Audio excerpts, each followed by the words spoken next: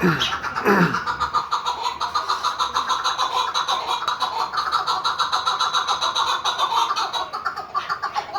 dağda seyredersen yerinde duramazsın. Kalkar oturursun, kalkar oturursun.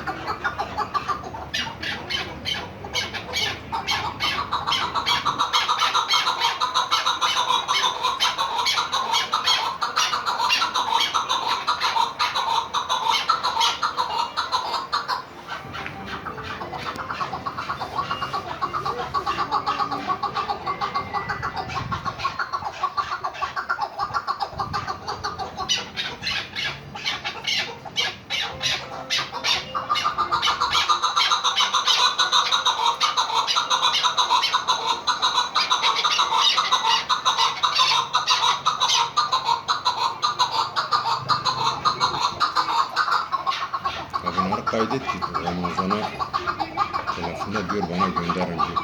CD'sini.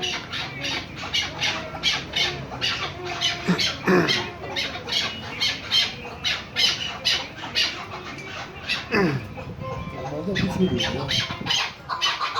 Teknik geldi mi? Kuvvetli teknik birbirine söylerse ben sana diyorum sen tekniğini aldırmıyor.